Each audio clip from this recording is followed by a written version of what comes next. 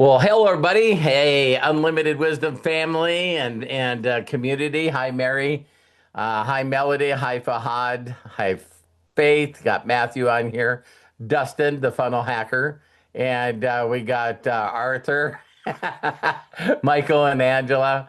Deborah Grady, of course, my wife, Terry, and CJ to ZJ. The hostess with the most is Craig. You're here, Mary. Yeah, so the little subject I'm going to talk about today is Terry and I, watched some things at night, and we watched a show that she thought was going to be pretty cool, and it was called Born to Bowl.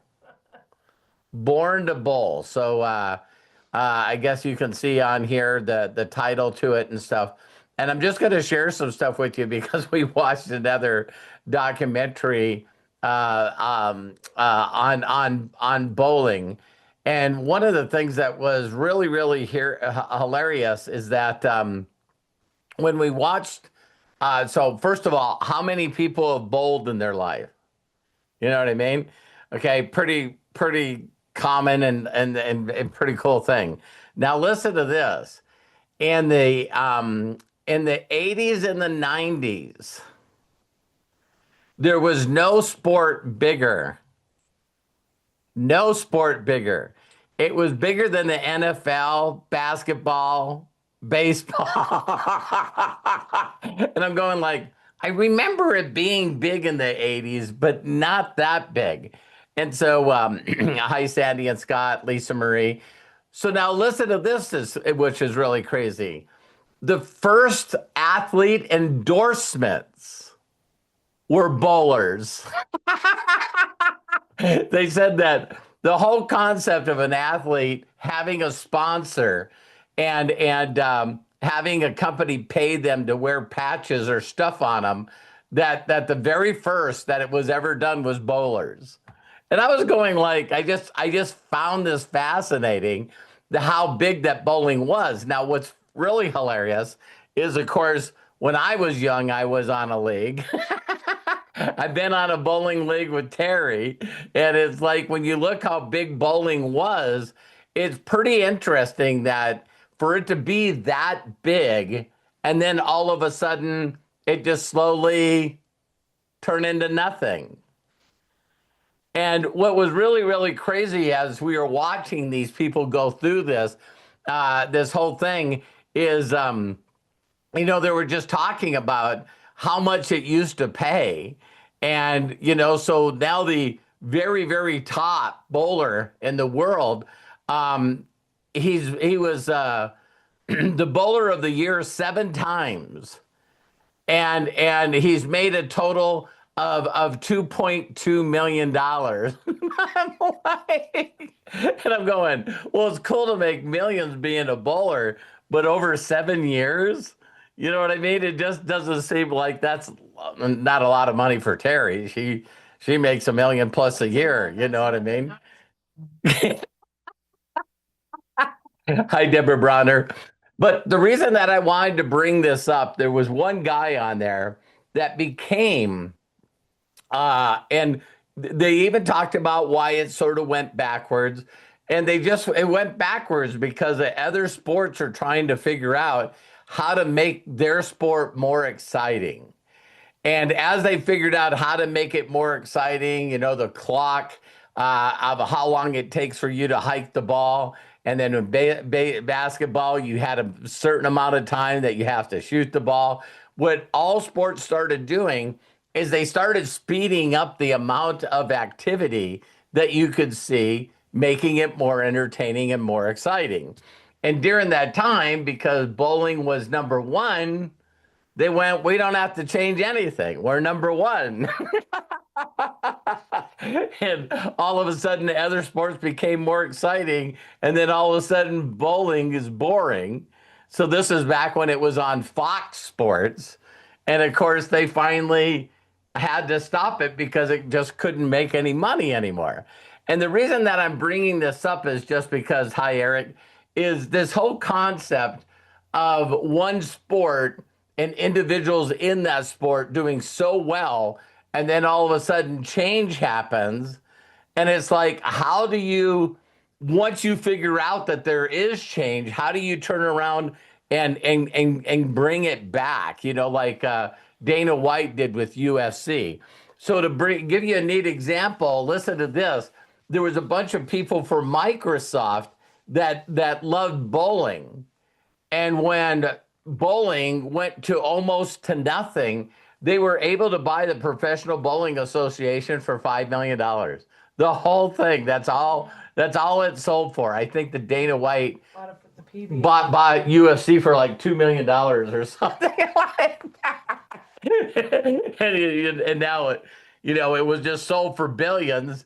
And the only way that Dana White could sell it for billions is they made him sign a contract that he would continue to run it. How'd you like to sell something and get billions of dollars for it? It's like the guys from YouTube. Google bought them for billions of dollars, but then they still continue to run it. And so I see where you're, Craig, some of the people that I knew, Mark Anthony and Mark Roth and of course, Earl Anthony, Dick Weber, and then his son started bowling, Pete Weber. And one of the stories that they had that was just really remarkable is that they were going back in the history of these bowlers, and every one of them had mom and dad or relatives that owned a bowling alley. And so they were showing some of these kids that they were bowling, at 18 months or whatever. So the reason I wanted to bring up this story is because it's really exciting. Is one of the guys that was in the documentary that also, became a seven-time world champion is this Jason Belmonte. Australia. Yeah. So what was really unique about this kid's story is that he wanted to be like his dad because his dad bowled, right? And so he knew the color of his dad's bowling ball. So when he went to bowl, everyone told him, you got to get a lighter ball. You're 3 years old. You're 4 years old. You got to get a smaller ball. And he says, no, I'm going to bowl with my dad's ball. Well, his dad's ball is, a 16-pound ball, the biggest ball you can get. And so he started out bowling using two hands. All right. And so as he got better and better and better, he just continued to use two hands. And so the amount of speed and revolution that he could get on the ball was outrageous. So once he started getting it into gear, then of course he went from Australia to the United States. His very first tournament, he was one of the youngest people to ever win a tournament. And so now he's a Pro Bowling Association. As he started winning tournaments after tournament after tournament and started beating, the biggest bowlers in the world, beating the number of their big tournaments. He's had like 32 tournaments that he won, breaking all the records of the big, the three big ones, the U.S. Open and, Tournament of Champions. And so he started beating the records. Then it said overnight, it was like everyone from the people that are fans to the spectators, the announcers, even the bowlers did everything in their power to try to get the PBA to rule two-handed bowling is illegal.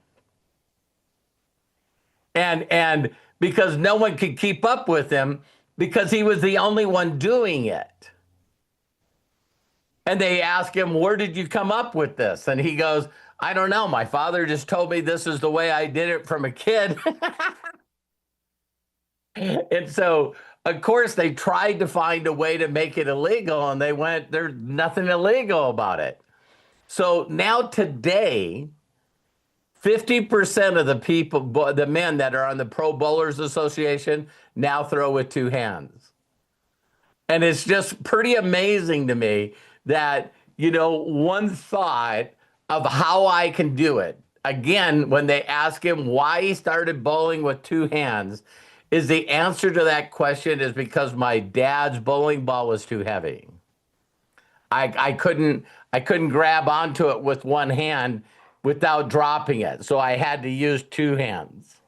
How many of you find that story very fascinating? Because now all of a sudden, today, because everything's so high tech, the amount of speed and the amount of revolutions on the ball to make it hook, two hand versus one hand is like there's no comparison. All right. So about 4 years ago, there was this new kid. His name is EJ Teckett, comes out, and guess what? He also grew up in a bowling alley, but he throws one-handed. And so all of a sudden, Jason's getting what would it be? What would it be called? I wanted to get his picture up here. Uh, oh, there it is. I'll show this picture here. So this kid also grew up in a bowling alley. Well, not only did he grow up in a bowling alley, but get this, uh, his in-laws wanted to sell it, and so they bought it. So now he spends all of his time running a bowling alley, and now he shows up to the U.S. Open 3 years ago to go against this Jason kid, and he kicked his ass. And now he's been the U.S. Open champion, one-handed bowling, and it was just this whole thing on how two-handed took it over until a traditional bowler that grew up in a bowling alley again, comes out and just has this consistency. And I think the documentary, he had won Bowler of the Year 2 years in a row. So there's no doubt. So me and Terry were laughing because at the last Grand Slam of bowling, like the Kentucky Derby, Ben Stiller was there. And so they made a big deal out of Ben Stiller being there. And then when it was over and they were rolling the credits, Ben Stiller is the person that is the producer and one of the producers putting together this bowling documentary. But for some of you that were on I think Saturday, Ask Us Anything, I was telling you guys about one of the guys that is on there, Simo or something like that. But I was laughing with you guys saying that, this person makes Terry look like she doesn't swear. So at this time, he's gotten more fines by the PBA than any other person in history because he kicks the machine, he hits stuff, he kicks it with his foot, he's screaming at his coach, calling him all kinds of names. And I just thought, me and Terry just thought it was very, very, very hilarious. The other thing is that when they show the four bowlers. I think that it's the reason I'm bringing it up is not to throw a bunch of facts at you guys, but, bowling, like golf and maybe even tennis, but for any of you that have ever bowled, it's extremely unforgiving. So for those of you that haven't mastered your emotions yet, stay away from bowling. And for some of you that think that you've mastered your emotions, go bowling. Because it's really sad to watch these guys that used to just be, the top of the game. Like the other one, I'll find it for you guys. I think it's called A League of Ordinary Gentlemen. I'm almost positive I'm saying that correct. And it's about bowling, right? And so, of course, they have Pete Weber Jr. on there. And I had no idea that there was sayings because bowling was so big. when Pete Weber was being very crazy, doing the two hands with the crotch shot. You know what I mean? And he also was he won like one of the major tournament of champions. And his statement, what was it, hun? Um, anyway, it was like Yogi Berra. You know that he comes up with the statement that when everyone hears it, you just go, uh, Craig, since you're searching, uh, put in Pete Weber, the bowler's top phrase comment, but it's something like, that's what I'm talking about. I am. It's like, Okay, but here it is. Who do you think you are? I am. That's it. so, of course, bowling was big when he was a champion, right? And he was doing all these crazy stuff, and he came out with this statement, and it showed professional boxers saying it. It showed football players saying it. It showed baseball, NBA players saying, "Who do you think you are? I am." Yeah. That's it. He that was delivered after winning his fifth U.S. Open in 2012. He's known as the bad boy of bowling. Now he's the McEnroe of bowling. Yeah, he's a back and roll bully. His shit over nothing. But one of the things that really was hilarious to me for a professional bowler, because we all know this, right? Is that, you know, he would hit perfectly in the pocket. He would throw a perfect ball, and I bowled a lot. So I'm watching it, and the ball's hitting perfect. And for whatever reason, it would just leave the 10 pin. You know what I mean? You see everything scatter and that one 10 pin sitting there. And he would get a couple of those. Of course, the other person, you mess up twice, you're done. You know what I mean? Because they can put you 20 points, 30 points behind so fast. And even that Jason said an incredible statement. He goes, what a lot of people don't realize, every other sport is pretty forgiving. But he says, do you realize that every time you throw one ball and one frame, that's a tenth of your score? So he's going, if you have to bowl two balls in a frame, it's like you're already looking at losing. You do that twice, you throw an open frame against someone that's competitive, you're done. So he goes, every other sport, you have, well, so what if we threw an interception? Let's get back hyped up and we're going to come back. You know, in baseball, basketball, everything, it's like once you make a mistake, there's a way to get it back, even in golf. And he was going in bowling, you got millions of people watching you, and you throw a ball perfect, you leave a pin. Now you're upset, you throw another ball and you don't pick it up. Those two balls just lost you 100 grand. So he was just talking about how unforgiving it was. So now, if you watch the people then play the sport, you can see it immediately. Everyone talks about how much it is your mind. And that's what I wanted to do this for, because Terry and I watched it.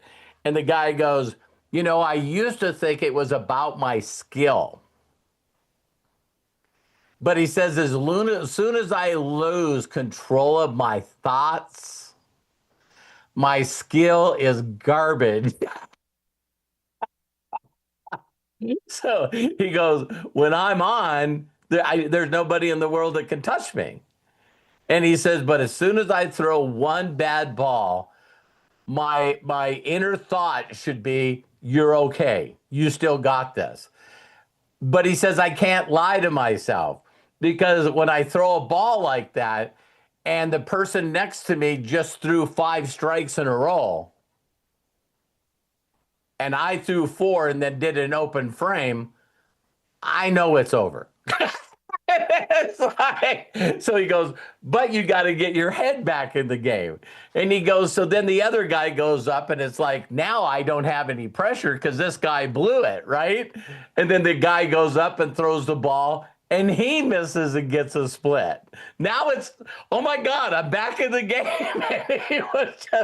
But watching these guys beat the crap out of themselves is the biggest reason I think you guys should watch these, because watching these people be okay mentally and then totally lose it the next second and then they're on and then they're off. I was thinking a lot of you might enjoy. So I was telling Terry that just watching people really work hard to be their best. And one of the guys said it perfect. It's like with all the oil that's on the lane, some of them have it's 3, 6. There was one guy that was taking 12 balls with him. And he goes, so that's 16 pounds of ball. He goes, so we can't fly. We have to drive to these tournaments. And one of the biggest tournaments was in Reno, Nevada. And it was 84 games. They're there for a month.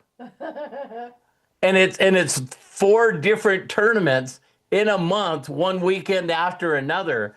But to throw 84 games, I'm going like, what the hell is You're gonna have this? a very big arm. And then after they get done with that, they got to drive from Reno to Detroit. So it's. Did you enjoy it? You got anything to say about it? I love bowling. I love to go to bowling, have some beers, some shitty food. Best time ever, man.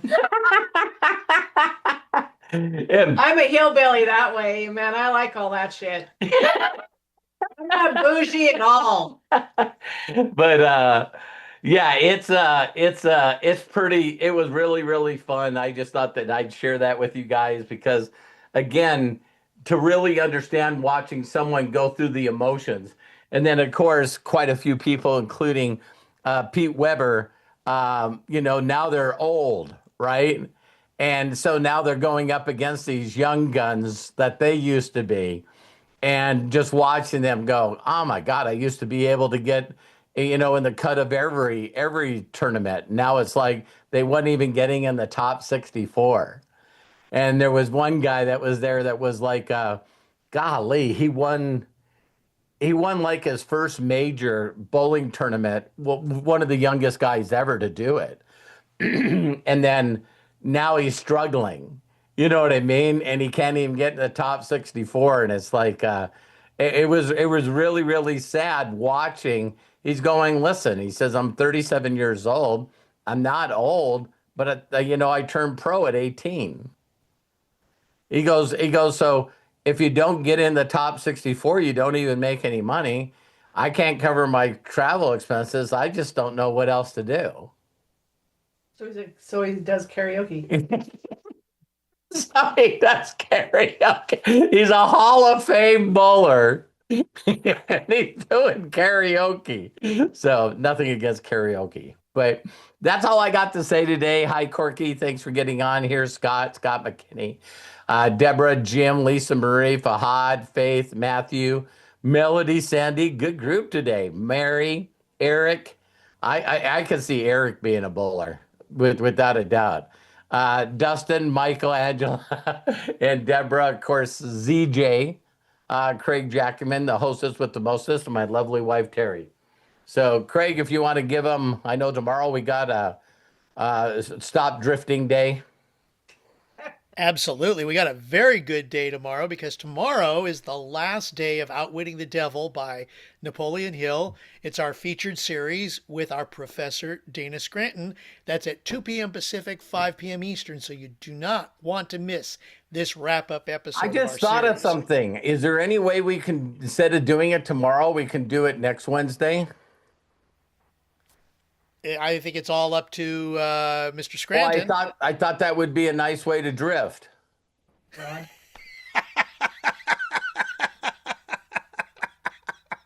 Lame. Wah, wah, wah. I love you guys. Go ahead, Greg. Oh, that was good. That was good. So that's tomorrow, 2 p.m. Pacific, 5 p.m. Eastern, Outwitting the Devil. Of course, tomorrow also at noon Pacific, 3 Eastern, we've got the Daily Wisdom, as well as on Friday. Then on Thursdays, we've got noon Pacific, 3 Eastern, Breakthroughs, part of our premium package. Saturday, Ask Us Anything, noon Pacific, 3 Eastern. Sunday, Master's Mind, noon Pacific, 3 Eastern. Monday, Recess at 9 a.m. Pacific, 12 p.m. Eastern. We start the whole week back over again. You got it. You know it. If you missed any of that, go to the calendar in Unlimited Wisdom. It's all there 7 days a week. We got something every single day and maybe even more than once. So we love you. We appreciate you. Thank you so very, very much. There's a couple of things in the chat. If you want to save the chat, click the 3 dots in the meeting chat and then click Save Chat. It'll download to your computer once we conclude. Thank you all very, very much. We look forward to seeing you tomorrow. Be good to yourselves. Be cash. Bye-bye. I'm going to go ahead and unmute so we can all say so long and have a great day. Love you. Have a great day. Bye. Thanks so much. Take care. You bet. Bye-bye. Bye, guys. Have a great one.